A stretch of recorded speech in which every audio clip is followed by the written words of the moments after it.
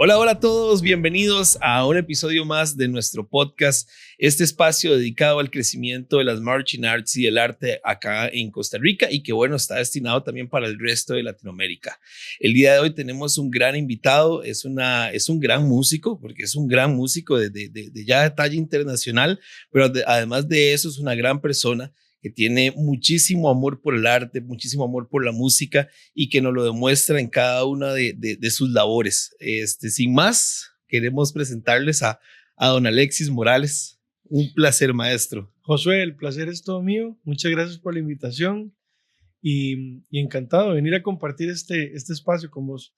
Qué bueno de verdad tenerlo aquí. Para nosotros es todo un honor. Y bueno, este espacio se ha convertido, además de un tema de conocer de bandas de marcha, también hemos empezado a abarcar muchísimo más, ¿verdad? Porque el mundo artístico es muy amplio y tener personas como usted por acá que nos pueden contar de todas esas experiencias que ha tenido a lo largo de su carrera y de su vida, se vuelve de mucho provecho para las personas. A mí me gustaría empezar por contarle a las personas quién es Alexis Morales actualmente, no por un puesto de trabajo, ¿verdad? Porque ahorita podemos hablar de todas esas cosas que están pasando a nivel laboral, sino a nivel personal. ¿Quién es esa persona que bueno, muchos lo ven, lo han visto en grandes escenarios, en diferentes partes del mundo? Pero para que lo conozcan un poquito más, ¿quién es esa persona detrás de la trompeta? Bueno, tengo 37 años, soy de Grecia, toda la vida he vivido ahí, con excepciones de cuando fui a hacer estudios en el extranjero, de cuando también estuve estudiando aquí en la capital. Soy padre de dos muchachos, iba a decir dos niños, pero no, eso pasó hace mucho tiempo. Mi esposa es fotógrafa y siempre ha sido un gran soporte a lo largo de mi carrera. Soy el mayor de dos hermanos y en realidad tengo un montón de aficiones. Lógicamente la música es mi pasión, es mi manera de vivir, pero me encanta salir, me encanta comer muy bien, amo cocinar, por ejemplo. Creo que es mi escape en el día a día de cuando tengo mucho estrés, de cuando tengo muchas cosas. Cocinar siempre es mi espacio seguro, con excepción de tocar, ¿verdad? Pero eso. Y en realidad trato de llevar una vida muy equilibrada a estas alturas. Hace muchos años, no tanto. Era más impulsivo, más de andar de un lugar a otro. Ahora, en realidad, soy muy casero, muy de aprovechar el tiempo y enfocar los diferentes momentos que tengo para la familia, para proyectos, para estudio personal y por ahí, más o menos. Claro. Maestro, cuéntenos dónde inicia o cómo inicia más bien esa pasión por la música. Vieras que en realidad yo no tenía cercanía con la música, no era algo que me llamara la atención ni me apasionaba.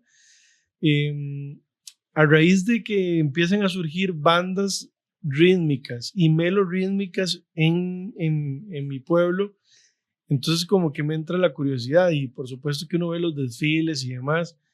Y creo que la primera cercanía que tuve fue a través de la percusión, tocando bombo en una banda comunal. Y ya el tema de la trompeta, en realidad fue por hacer una broma. Okay. Fue muy inesperado.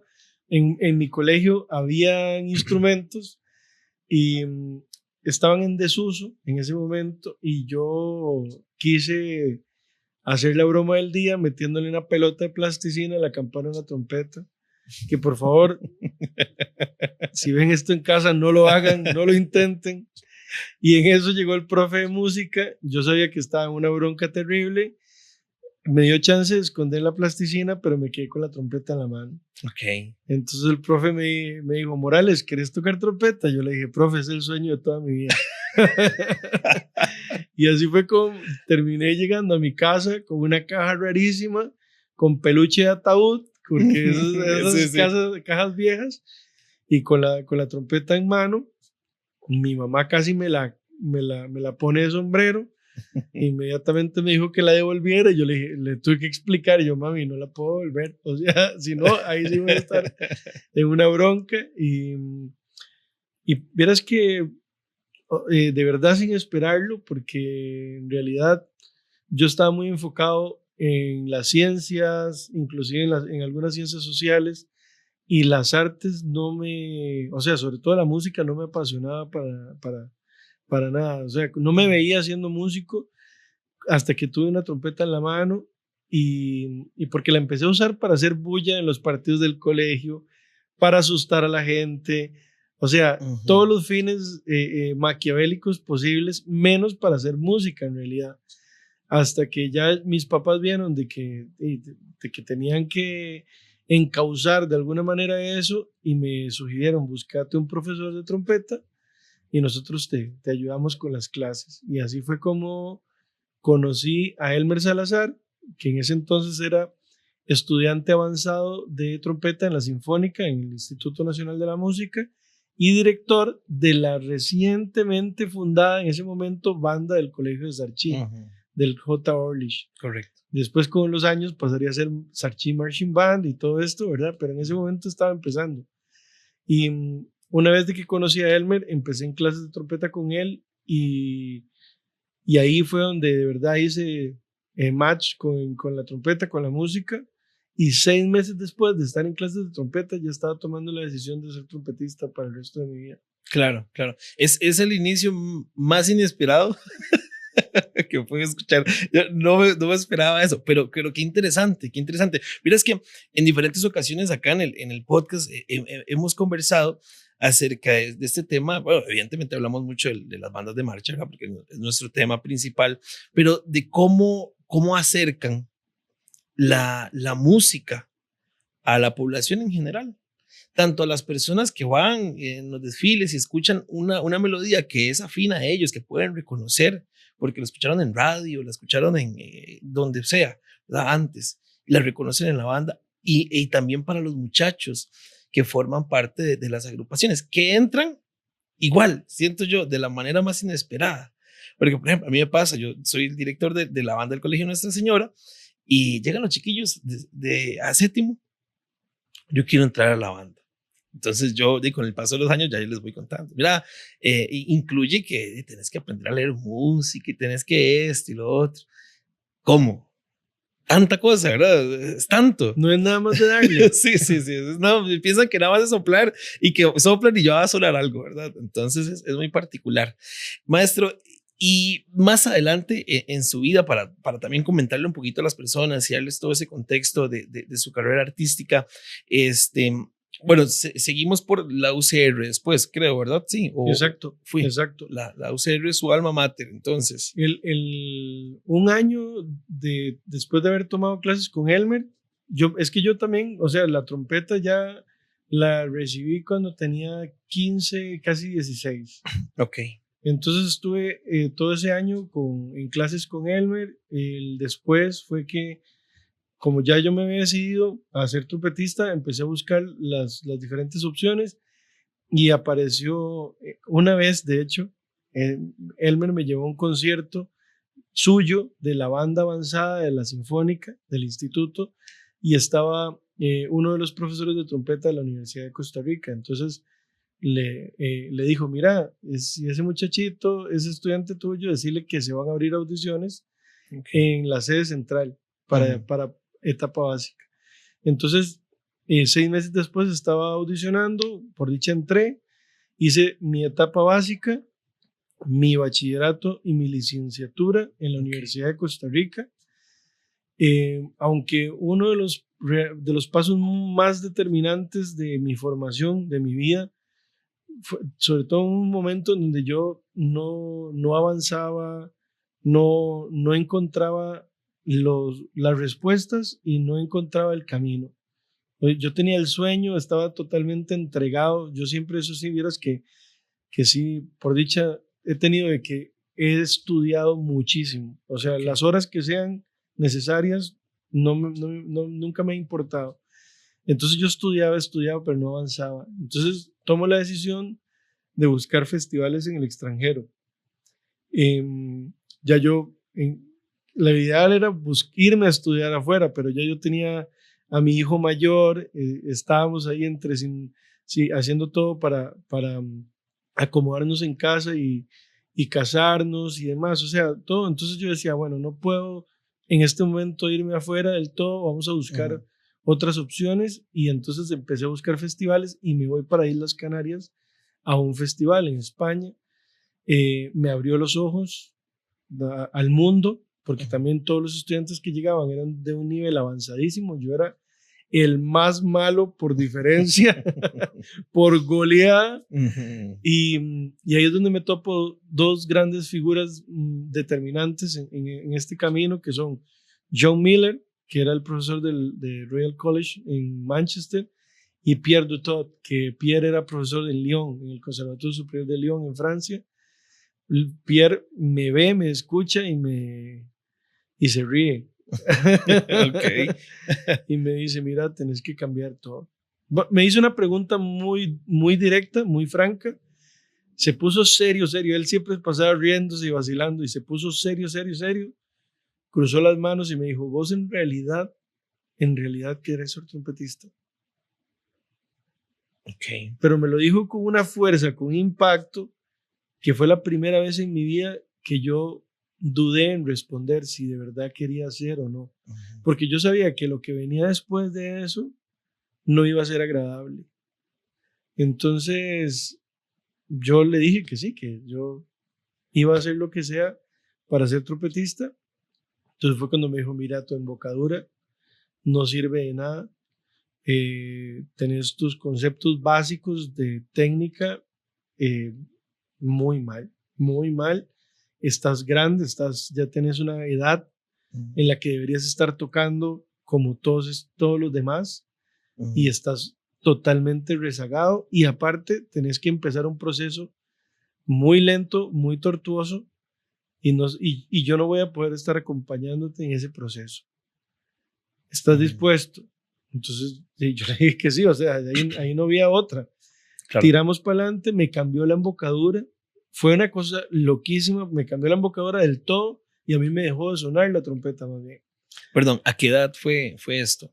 Eso fue a los 21. Ok. Algo así, 21, 22 años. Y entonces, ahora que cayó la pandemia, toda la virtualidad y esto, para mí eso no fue nada nuevo, porque Pierre fue una persona tan generosa. En ese momento, siendo uno de los profesores y sobre todo de los solistas más importantes del planeta como trompeta, me dijo, mira, te voy a dar una clase al mes. Ok. Por Skype, que era la única forma que había en ese momento. Me dice, eso sí, a la hora que yo te diga, el día que sea, te tenés que conectar.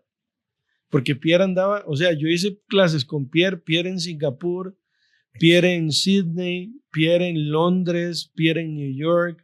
O sea, voy a estar en tal lugar, tal día, a tal hora. Yo tuve clases de trompeta a las 2 de la mañana, a las 3 de la mañana, a las 5, a las 4 de la tarde. O sea, dependiendo de la zona horaria y la disponibilidad de él. Fue muy loco, fue muy gracioso, pero me acompañó en ese proceso al punto en que yo al año siguiente fui, concursé y quedé de semifinalista, y al tercer año volví a ir y gané el primer lugar del concurso. Ok. Y eso me da la posibilidad de irme a Italia a estudiar con Andrea Tofanelli. Entonces, hacer un intensivo con Andrea Tofanelli. Ya una vez de que regresé, ya las cosas habían cambiado mucho. Maestro, perdón, el tiempo, en realidad, a pesar de que a las personas, quizás a las personas que no conocen mucho del tema, les parecerá lo suficiente, 1 año. Pero 1 año no es poco tiempo para hacer una embocadura nueva. Es muy poco tiempo. Exacto, o sea, tenés que trabajar de manera muy efectiva, muy inteligente, de verdad tener muy claras tus prioridades. Yo en ese año prácticamente hasta los últimos 2 o 3 meses del año fue que trabajé el repertorio. Lo único que hacía era estudiar técnica en función de construir mi nueva embocadura. Claro. Fue muy duro, fue muy duro, no solo por el cambio de embocadura, sino porque yo me acuerdo que yo me fui tocando más o menos para lo que hay aquí en Costa Rica. Me devolví sin que me sonara la trompeta.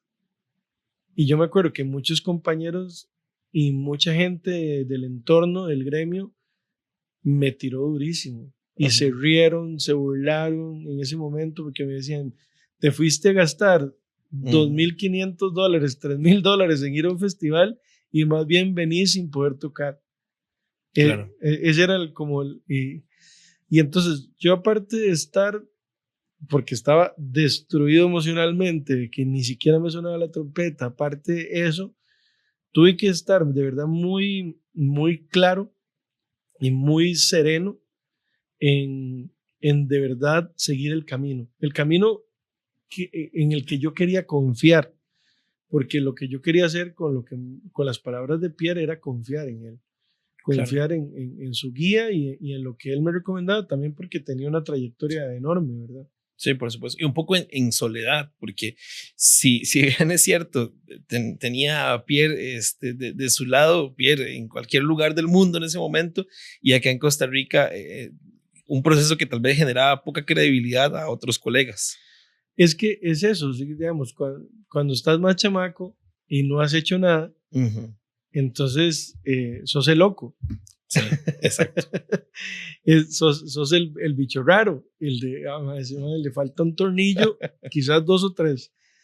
Y entonces es cuesta arriba muchas veces el proceso. Por eso es que una de las cosas que yo realmente recomiendo a todas las personas, independientemente de lo que se dediquen, es el trabajo en la construcción emocional, en la construcción personal. Si uno cree en lo que uno tiene, en lo que uno es y en lo que uno anhela, si uno cree y tiene confianza en uno mismo, si uno de verdad está entregado a lo que uno sabe que puede dar, no importan este tipo de situaciones, no importa este tipo de elementos, no importa este tipo de ataques, o sea, van a caer o sea, siempre van a caer, no importa en qué momento de la vida o del proceso uno esté, siempre van a caer, solo que cambia el estatus de ataque o de problema, o lo que sea, pero, pero si uno tiene esa construcción emocional, hace una diferencia. Es lo que te permite nunca quebrarte en el proceso. Claro. Entonces yo a muchos de mis estudiantes realmente lo que procuro trabajar primero en ellos es la confianza, es el autoestima.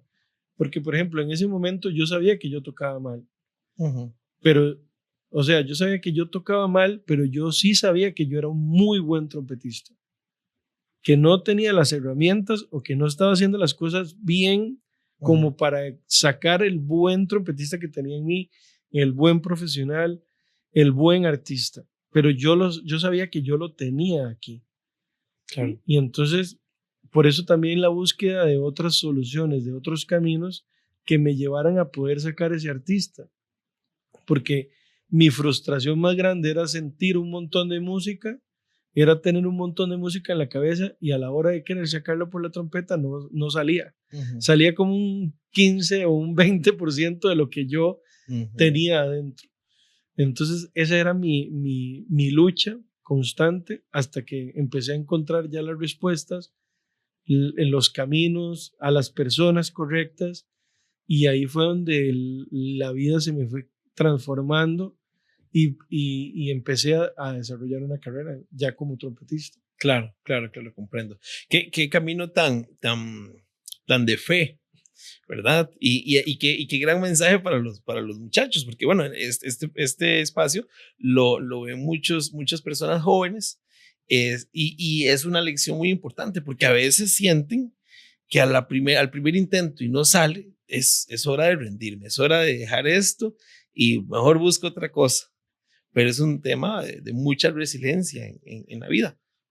Me conmueve mucho la manera en que lo ves, sí, en realidad concuerdo con vos totalmente, es un tema de fe. de fe en uno, de fe en el camino, de fe en Dios, de que uno de verdad tiene una razón de ser que va más allá de lo que uno entiende, sabe, porque, o sea, yo salí de un pueblo muy pequeño y de un entorno muy humilde, de una situación en donde no había ningún tipo de cercanía con la música, con el arte.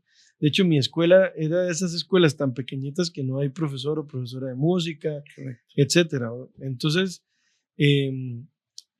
uno nunca sabe, pero lo que yo me he dado cuenta con el paso de los años es que sí tenemos un camino, sí tenemos una misión y nosotros también tenemos que actuar y apoyar en esa misión. O sea, tenemos ya una razón de ser o de estar acá, pero nosotros también tenemos que luchar en el día a día para alcanzar esa finalidad, porque ese propósito al final es lo que termina aportando a una sociedad que nos necesita a cada uno de nosotros.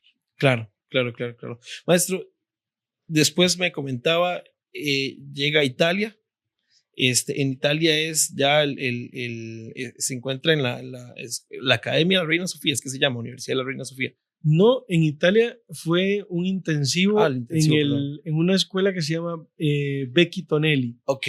en Módena. Módena es una ciudad muy particular porque no se conoce por nada, pero se conoce por tres cosas.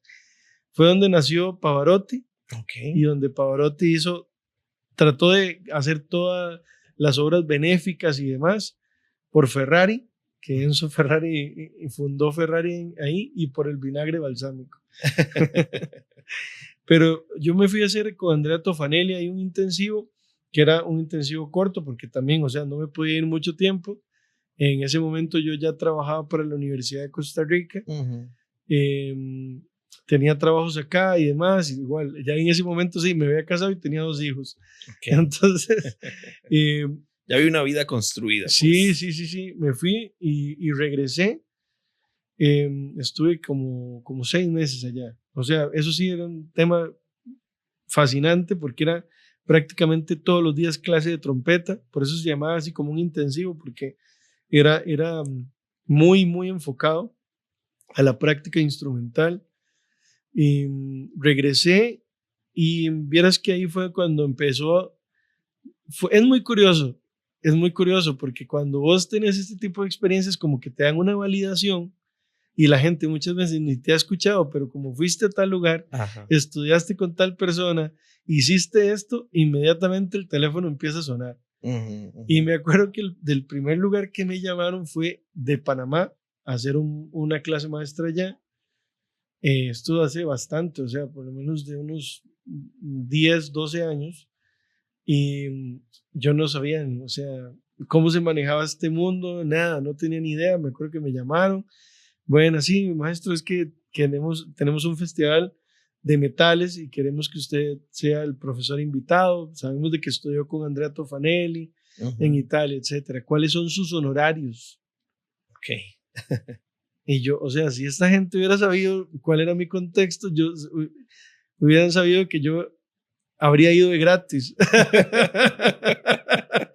Ya usted tenía preparada la respuesta, ¿no? De gratis. O sea, yo tenía lista la maleta, digamos. No, porque para mí fue muy impactante que me llamaran de afuera. No me llamaban ni de aquí de Costa Rica, que me llamaran de afuera y me dijeran, mira, queremos contratarte como profesor y no sé qué.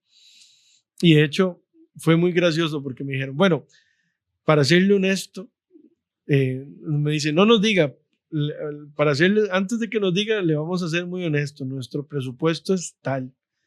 Y fue una cifra considerable. Yo casi me voy de espalda. Entonces, yo intentando mantener la serenidad y la calma en ese momento, no, yo creo que podemos llegar a un acuerdo. Mira, voy a pensarlo. Y así fue, o sea, como empezó a sonar el teléfono, después 2 meses después me estaban llamando de Guatemala. Bueno, en el festival en Panamá me fue muy bien. Después me estaban llamando de Guatemala, después de México y así. Y se fueron abriendo mucho las puertas. Yo siempre quedé con el anhelo de hacer estudios completos en el exterior, sobre todo en Europa. Entonces, ya llegó un punto de mi vida donde todo se había acomodado más y yo empecé bueno, y también en la Universidad de Costa Rica, para que vos tengas tu propia como docente, es requisito tener como mínimo la maestría. Ujú. Y la maestría en trompeta acá en Costa Rica solo la da la universidad y no, no todos los años la abrían. Entonces yo empecé a buscar opciones en el extranjero porque también me sentía muy bien tocando y ahí es cuando audiciono para diferentes lugares. Me aceptan en varios lugares, pero donde decido irme es al Reina Sofía en Madrid. Okay. Porque España había ido muchísimo, conocía muy bien el país, ya había trabajado bastante allá. Había también tomado muchísimas clases en España, pero sobre todo la gran motivación es porque era en el Reina Sofía y porque era con Reinhold Friedrich y con Manuel Blanco. Sobre todo con el tema de Reinhold, yo toda la vida, desde que empecé a tocar trompeta, empecé a ver videos de él y toda la vida había soñado con estudiar con él. Para mí es la referencia. Entonces, no hubo nada que pensar y fue cuando ya sí me mudé a Madrid a hacer la maestría allá. Sí, entiendo. ¿Cuánto tiempo estuvo por allá para la maestría? Estuve año y como casi 2 años, porque en el último trimestre fue que me agarró la pandemia. Ok. Entonces me vine a Costa Rica. Yo, o sea, también tenía muy claro, no es una opción pasar la pandemia fuera del país, y menos en España, como está la situación allá. Sí, claro. Entonces, faltando el último trimestre, me regresé al país y terminé desde acá. Claro, claro, comprendo. Maestro, bueno, ya conocemos bastante entonces de toda esa bella historia de vida y ahora me gustaría entrar a un tema dentro de los temas principales del podcast, ¿verdad? Todo el tema del desarrollo de lo que está pasando en Costa Rica con bandas de marcha. Recientemente usted tuvo una experiencia con Festival de la Luz. No sé si ha tenido otras experiencias desde aquel tiempo en que estuvo en Sarchí, ¿verdad? A lo que está pasando en la actualidad, pero ¿cuál fue su apreciación, al menos desde ese punto de vista o desde esa posición en Festival de la Luz? Mira, Josué, yo en bandas de marcha estuve en Palmares, porque Pineda me había invitado y nos había invitado varios, pero siempre fue en Sarchí. En Sarchí fue donde fui al Festival de la Luz 3 o 4 veces, pero ya después de un momento, o sea, ya yo me dediqué después al clásico y me desconecté mucho del mundo marching. Había hecho capacitaciones, había hecho clases maestras, había visitado bandas, pero nunca había estado en un evento de competición. Y para mí fue muy, muy impactante la evolución que ha tenido Costa Rica como país en el mundo del marching band. Claro. O sea, es difícil de asimilar y difícil de creer ese nivel de evolución. O sea, una de las cosas que hay que tener muy claro es que ustedes que han estado en este mundo dando la lucha en el día a día han hecho una labor admirable para posicionar a Costa Rica en el momento en el que está Claro. y en la condición. Fue muy emocionante, muy, muy emocionante. O sea, en todos los sentidos, porque, o sea, también tengo que confesar de que cuando llegué el primer día de audiciones al Estadio Nacional y parqué el carro, llegué muy temprano y estaban llegando todas las bandas, los buses, y los chiquillos se bajaban con una ilusión, algunos inclusive en pijama porque habían viajado toda la noche, sí, etcétera. A mí se me salieron las lágrimas porque me devolví 20 años, o sea, literalmente 20 años. Yo en este momento tengo 37. Yo a mis 17 años estaba tocando en banda de marcha. Entonces fue un flashback ahí durísimo y cuando yo me di cuenta estaba hecho una bomba de mocos, pero era como de la emoción, de la nostalgia, de todo. Sentí mucho agradecimiento de que me hayan tomado en cuenta como jurado porque me dieron la oportunidad de volver a acercarme no solo a la actividad que me hizo ser músico, sino que me dio una cantidad de amigos para toda la vida, de recuerdos y de tener mis primeras experiencias como músico también. Claro, claro, claro, claro. Maestro, y dentro de todo este tema, ¿verdad? Ya usted obviamente tiene una carrera construida, conoce muchísimo, ve el momento en el que está el marching band en Costa Rica. ¿Qué piensa usted? No sé qué tanto se ha logrado involucrar en los meses recientes, digamos, dentro de lo que son las estructuras actualmente del marching. Yo desde mi trinchera le puedo comentar, ¿verdad? Que hemos estado trabajando mucho por institucionalizar un poco más, que ya no sean nada más la bandita que va y desfila, sino que hay toda una estructura administrativa atrás, que directores mejores capacitados, instructores mejores capacitados. ¿Qué piensa usted o qué le gustaría tal vez aportarle a esta clase de agrupaciones desde su conocimiento? Es que en todo proceso y sobre todo en un mundo tan fuerte, tan grande y con tanto impacto como el marching band, la evolución tiene que ser equitativa. ¿A qué me refiero con esto? De nada te sirve crecer artísticamente si a nivel organizacional, a nivel de estructura, no creces. Porque llega un momento en donde colapsa el proyecto. Claro. Que es lo que le ha pasado a muchísimas bandas. Crecen y crecen y crecen y crecen y crecen, pero la estructura financiera, la estructura de logística, la estructura de producción y la estructura administrativa nunca creció al mismo ritmo que la banda. Entonces llegó un momento donde hay un punto de quiebre y el proyecto ya no puede ser ni sustentable o manejable del todo. Claro. Entonces hemos tenido muchos ejemplos en el país, pero yo creo que uno de los retos que tiene el marching band es eso, porque siempre pensamos en capacitar a los directores, pensamos en capacitar a los instructores. Correcto. Pero ¿cómo hacemos, por ejemplo, para captar fondos? ¿Cómo hacemos para conseguir un roster importante de patrocinadores que le den no solo la sostenibilidad del proyecto, sino la capacidad de evolucionar? ¿Cómo hacemos para manejar a toda la gente que tenemos en la banda? Comunicaciones. ¿Cómo hacemos con la publicidad, con la parte de producción? Desde fotos, videos, todo lo que conlleva, Claro. darle esa proyección a este tipo de proyectos. Entonces, yo creo que las organizaciones tienen que ir también en esa dirección. Me encantó la evolución musical. O sea, ya antes de se escuchaban bandas de marcha con muchas inconsistencias técnicas, musicales, ¿verdad? Ahora no, eso ha cambiado muchísimo, el nivel de los instructores, de los directores y por ende impacta directamente en los músicos, en los participantes de las bandas, el performance, el espectáculo, el vestuario, o sea, toda esa parte tiene una evolución impresionante, pero hasta que no les garanticemos estructuras sólidas en esta parte de administración a las bandas, que por ejemplo eso es lo que yo veo que tienen muchas de las grandes bandas en Estados Unidos. Tienen un equipo de producción, un equipo administrativo, un equipo financiero impresionante. Claro. Que le dan la capacidad de poder evolucionar al nivel en que están, ¿verdad? Sí, por supuesto, por supuesto. No, y es un tema que realmente es como en esa etapa.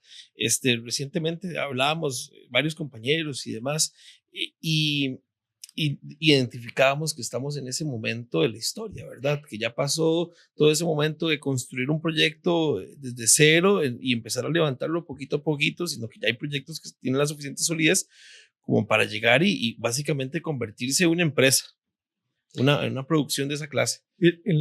Es que, o sea, lo podemos ver como una empresa, por supuesto, pero más allá de una empresa, son una organización. Y como, porque una empresa tiene otro énfasis, sí. Pero en este caso son una organización y toda organización tiene también esa estructura, pero también toda organización tiene un determinado fin, que en este caso es el impacto social. Las bandas de marcha tienen algo que ningún otro ensamble en el planeta tienen, y es la capacidad de impacto en las vidas de tantas personas. Yo creo que no hay ningún espectáculo musical de bandas que tenga más alcance que el Marching Band. Claro. De ahí, por ejemplo, el desfile de las rosas, ¿cuántos televidentes tiene a nivel global? ¿Cuál espectáculo de música tiene ese alcance? Sí, sí, por supuesto. Después, los DCI, los espectáculos en estadios, los desfiles en las calles. O sea, si nosotros salimos por Latinoamérica y empezamos a buscar desfiles y cuántos millones de personas se mueven en torno a eso. Y ahora sí, y el otro punto, que no es solo el público que manejan, sino que es un proyecto que impacta a los participantes, a las familias, a la estructura de la banda y por ende también a las instituciones de la comunidad o a la institución que apadrina la banda. O sea, toca demasiados puntos en la sociedad. Entonces, yo creo que también eso como organización lo tienen que tener muy claro y entender cómo aprovechar esa capacidad que tienen de tocar tantas vidas para poder generar esa fuerza. O sea, históricamente ha sido así. Las mamás y los papás que hacen ventas, que hacen comida, que hacen actividades, rifas, bingos, de todo, o sea, de todo. Sí, sí, sí, por supuesto. Eso es muy particular encontrarse esas bandas de 200 personas y saber que un porcentaje importante del instrumental que está ahí, de los uniformes que está ahí, salieron de vender empanadas en el pueblo. Empanadas, tamales. Exacto, ¿sí? O sea, es así, de hacer un bingo, es mucho. En Sarchí fue así siempre. Claro. Y ahí se compró una cantidad gigantesca de instrumentos y de altísima calidad, por ejemplo. Y entonces, pero ahora es el momento, como lo estábamos comentando, de que ahora sí, se sigue haciendo eso, porque yo siento que es parte también de la idiosincrasia y el espíritu de cooperación, de proactividad, pero también buscar las empresas en la comunidad, de buscar las organizaciones, las entidades, las instituciones que también se quieran sumar a los proyectos. Claro, claro, claro. Maestro, antes de pasar al siguiente tema, yo voy a aprovechar para hacer un anuncio a las personas que nos están viendo y invitarlos a todos a suscribirse al canal, a darle un like a este video y a todos los del canal, por favor, también, y dejarnos los comentarios que nosotros pues siempre estamos revisando, siempre estamos comentando y además de eso nos sirven como un feedback para saber si vamos en la dirección correcta o al menos en la dirección que el público también quiere ver y escuchar. Y bueno, los invitamos para que nos dejen a todos sus comentarios, sus pensamientos aquí abajo en nuestro canal de YouTube. Maestro, está usted ahora con el Ministerio de Cultura, ¿correcto? En la Dirección General de Bandas. Aterricemos el tema para que todas las personas conozcan el tema de Dirección General de Bandas. ¿Qué significa eso? La Dirección General de Bandas es la entidad, es la institución del Ministerio de Cultura que alberga a las 7 bandas nacionales, a las 7 bandas de concierto que tiene Costa Rica.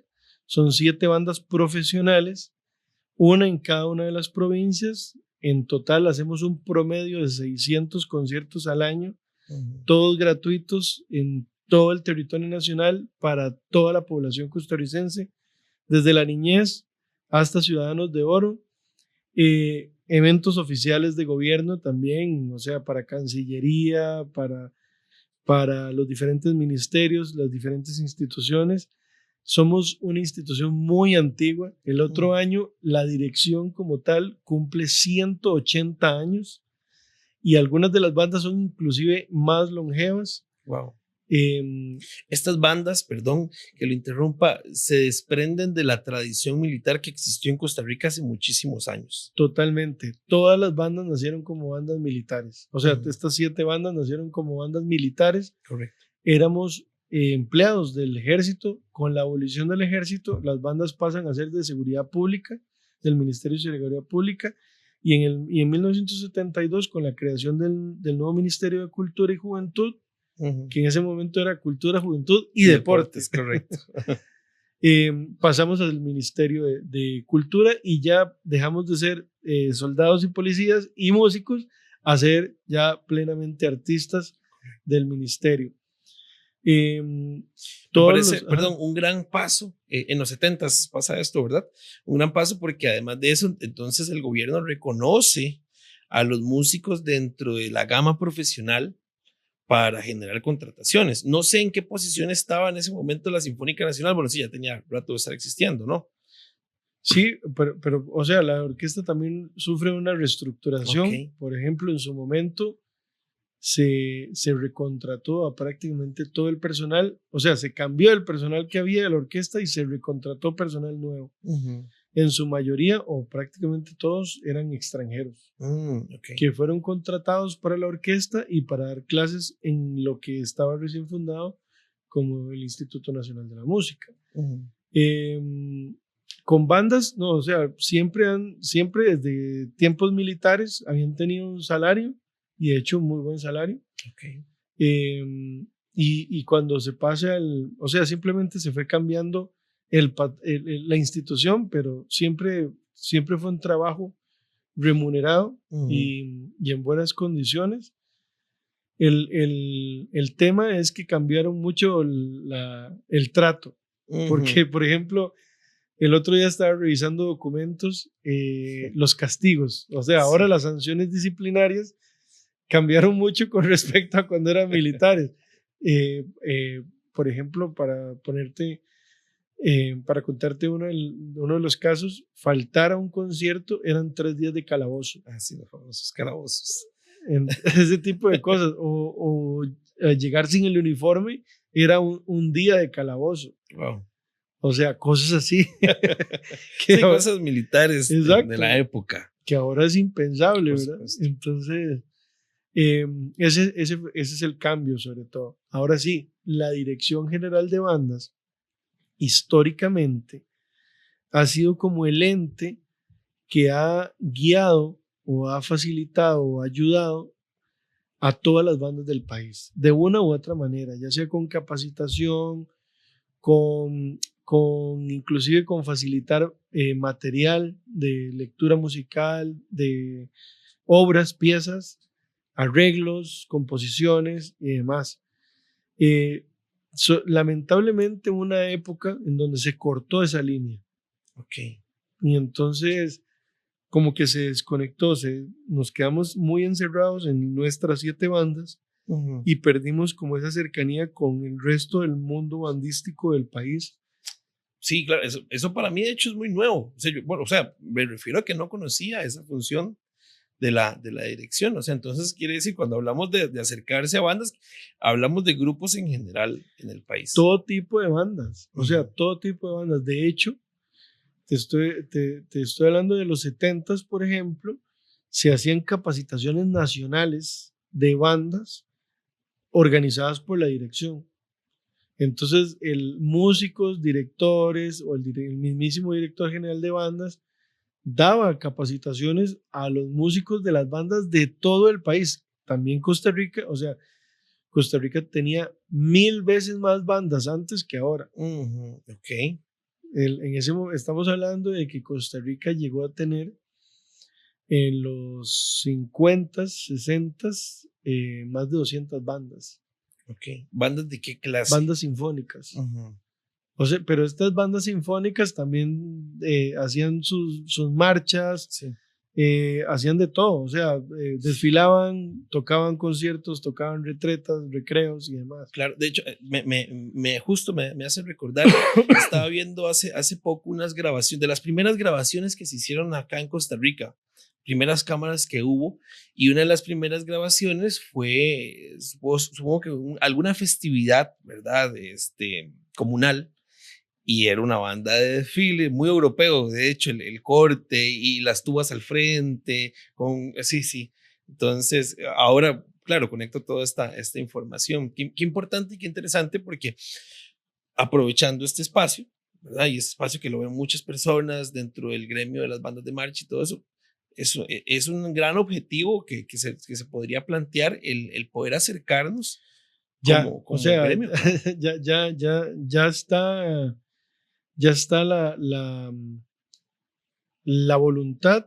De hecho, para que estén pendientes de las redes sociales de la dirección de bandas, porque se va a hacer la convocatoria al primer encuentro de directores y directoras de banda de Costa Rica, organizado por la dirección. O sea, primer encuentro, llámese después de mucho tiempo, ¿verdad? Porque estoy seguro que ya se han hecho, Claro. pero podemos llamarlo así como el Encuentro Nacional de Directores y Directoras de Bandas de Costa Rica, independientemente de la banda melorítmica, de marching, sinfónica, o sea, independientes, porque lo que estamos buscando es otra vez acuerparnos como sector, pero sobre todo darles el mensaje a toda la comunidad bandística del país de que la dirección general de bandas, de la que la dirección de bandas está en total disposición de acompañar y de ayudar en los procesos que se están dando, que se están gestando. De hecho, ayer, por ejemplo, tuve una reunión con donde hacen muy buenos, en Puriscal, donde hacen muy buenos chicharrones. Tuve una reunión con el CTP de Puriscal, que es una banda que está en crecimiento, en desarrollo, y nos mandaron un correo, seguro vieron, dirección de bandas, y entonces preguntándonos cuáles eran los procesos para formalizar la banda, la asociación, etcétera. Y entonces nosotros les dimos una reunión para asesorarlos y sobre todo para ponerles a disposición de que podemos hacer clases maestras, podemos llevar un concierto de algunas de nuestras bandas a Puriscal y hacer ese acercamiento de que, por ejemplo, el día del concierto, los músicos de la banda se van antes y hacen clases maestras previo a este concierto. Entonces, ese es el acercamiento. Queremos darles todas las herramientas que estén dentro de nuestras posibilidades como institución para el crecimiento de los proyectos del país. No, y maestro, es que no es poco. O sea, el hecho de poder tener a todos estos músicos profesionales, porque hay grandes artistas ahí capacitando a los muchachos justo antes de darles un concierto que además sirve como una gran inspiración para los chicos, para la comunidad que los acompaña, lo que comentaba antes acerca de partituras y demás, eso es una gran oportunidad. Por ejemplo, piezas como La Guaria Morada, que se tocó 1000 veces, se toca y se seguirá tocando en las bandas de marcha, es un arreglo de nuestro compositor y arreglista residente en la institución, Víctor Hugo Rocal. Claro. Entonces, y así tiene un montón de música que puede ser funcional para las bandas, sin que tengan que comprar, que pagar o ver cómo se las arreglan. Claro, entonces, por eso de una vez los quiero invitar para que estén muy pendientes. Eso va a ser en noviembre, seguramente en la tercera semana de noviembre. Vamos a tener este encuentro Encuentro Nacional de Directores y Directoras. Si no más me equivoco, creo que va a ser un martes y por la tarde, de 1 a 4, para que nos acompañen. El próximo año, la dirección de bandas va a organizar y a gestar un festival de bandas y un concurso de bandas. Este sí, es como es la primera vez que lo hacemos, va a ser de corte de banda de concierto, de banda sinfónica, por llamarlo de alguna manera. Pero yo también sé que muchas de las marching bands del país tienen su formato también de banda de concierto. Claro, y no solo una. Por ejemplo, CES Don Bosco, que es de un gran amigo, el director, Luis Fernando, tiene 4 bandas de concierto. En Nuestra Señora tenemos 3 bandas de concierto. Entonces, sí, también abocamos mucho nuestros procesos. Es que es fundamental dentro de la formación de los músicos el tener bandas de concierto, entonces es un gran acercamiento también. Sí, de hecho, el Festival de Bandas va a ser del 31 de marzo al 4 de abril en el Auditorio Fidel Gamboa, que ya estará reabierto para ese momento. Eso es dentro del SENAC. Y el concurso nacional de bandas, que va a haber una premiación importante y considerable. Por ejemplo, las bandas que ganen van a tener conciertos en la temporada del 2026 en el Melico Salazar, por ejemplo. Qué gran oportunidad también. O sea, solo el alquiler del Melico, cuánto representa, la gestión y demás. más lógicamente premios de instrumentos y otro tipo de facilidades. Y ese va a ser en noviembre, Claro, claro. para que también la gente se vaya empapando del tema, se vaya preparando.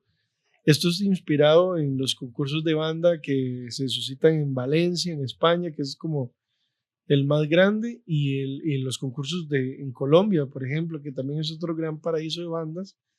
El Festival de Bandas de Paipa, por ejemplo, que cada banda lleva una obra propia de su región, compuesta para el concurso, y también hay una obra obligatoria que tienen que tocar todas las bandas. Este formato va a ser muy parecido, va a haber una obra obligatoria y va a haber también eh, una obra libre, de libre elección, y otra obra que va a ser una composición de cada una de las bandas. Comprendo. Qué excelente idea y qué excelente saber y conocer que esto está pasando. Uy, yo aprovecho el espacio para ponernos a la orden de ustedes también, no, por supuesto. Nuestra misión es impulsar todo este tema acá en Costa Rica, desde la empresa, desde la fundación que estamos generando.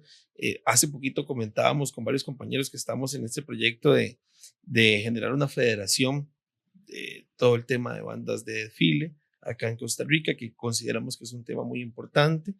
Que ahora pienso también en el acercamiento que podemos tener y qué bueno, maestro, de verdad, poder tener ese espacio y poder contarle a las personas y que vean que hay un movimiento, o sea, que de todos lados estamos en un gran momento de la historia. Estamos en un gran momento. De hecho, esta es la primicia, o sea, esta es la primera vez que se cuenta públicamente estos 3 proyectos que tenemos: el encuentro de directores, el festival de bandas y el concurso de bandas. Claro. El encuentro de directores va a ser en este año para también acercarlos y contarles, vamos a tener esto el otro año, y el otro año estos 2 proyectos, más lo que se venga en el 2026.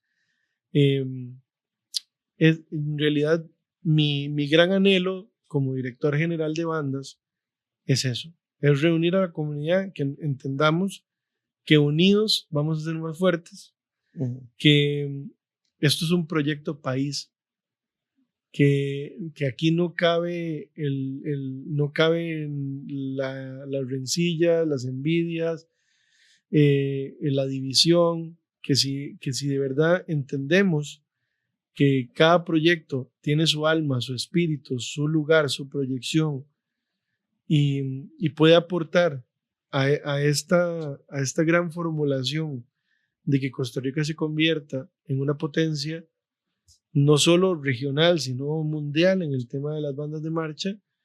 Yo creo que vamos a salir ganando todos. Claro, por supuesto que sí. Y sobre todo que vamos a evolucionar como país. De hecho, este año, a inicio de año, estaba dando clases y tocando de solista en Tailandia, y me tocó ver de cerca el movimiento del marching band en Tailandia. Me atrevería a decir que es aún más grande, con más recursos y más poderoso que el de Estados Unidos. Wow. Es muy impresionante. O sea, todo lo que Tailandia como país mueve en torno al marching band es impresionante, y es una de las actividades en las que ellos se venden como país. No solo aquí en Costa Rica nos vendemos por la naturaleza, por el café, por la piña, por muchas cosas. Una de las cosas por las cuales nos podríamos vender a nivel mundial es por lo que estamos haciendo a nivel de bandas y por supuesto en el marching band. Claro, claro. Maestro, voy a aprovechar estas palabras para ir cerrando este episodio, que creo que ha sido un gran episodio, que, bueno, su historia es una historia muy, muy impresionante. Yo no lo esperaba desde ese principio tan particular, peculiar, ¿verdad? Hasta todas esas vivencias que ha acumulado, y bueno, verlo ahora también en la Dirección General de Bandas, y esta misión que tiene, que de verdad, de todo corazón le digo, yo espero poder acompañarlo de una u otra manera, poder aportar de una u otra manera. Muchísimas gracias por este espacio, y lo invito, si tiene algo más que decirle a las personas que nos escuchan, inclusive vamos a hacerlo a cámara, si gusta. Por favor, aprovechen que tienen un instrumento en la mano y no otra cosa. de que tenemos la dicha y la bendición de estar en un país en donde prácticamente en todo el territorio nacional se puede hacer música, se puede construir una banda, y de que al final la banda es mucho más allá que un proyecto musical. Es sí, una familia, pero también es un entorno de apoyo, de soporte, y que tiene que ser una herramienta para mejorar la comunidad, para mejorar la sociedad, y así vamos a tener un mejor país, porque somos muchos, somos muchísimos los que estamos en este mundo, muchísimos. Yo, por ejemplo, el otro día lo vi en las audiciones del Festival de la Luz, como en una convocatoria de estas, llegaron en un solo día 12,000 personas y mucha gente se quedó por fuera. Entonces, el impacto que podemos tener positivo es muy grande. Y sobre todo hago un llamado a la hermandad entre las bandas, entre los directores y directoras, entre todas las personas involucradas, entre las comunidades. Porque es eso, si nos damos la mano y somos visionarios e inteligentes, vamos a construir una plataforma que nos haga imparables como país y como bandas. Maestro, muchísimas gracias de verdad por aceptar esta invitación, por regalarnos todo ese conocimiento, todas esas experiencias van a ser, estoy seguro, que también van a ser un gran aporte para este gremio y para todas las personas que nos están viendo. Y a todos, muchísimas gracias por acompañarnos en un episodio más. Que es el 7º episodio de nuestro podcast, o el tercero de esta segunda temporada. La próxima semana tendremos también un episodio muy emocionante con grandes invitados. Y una vez más los invito a seguir nuestro canal de YouTube, a darle like a este video y dejarnos sus comentarios, que ahí estaremos respondiendo. Muchísimas gracias a todos y que tengan un feliz día. Hasta luego.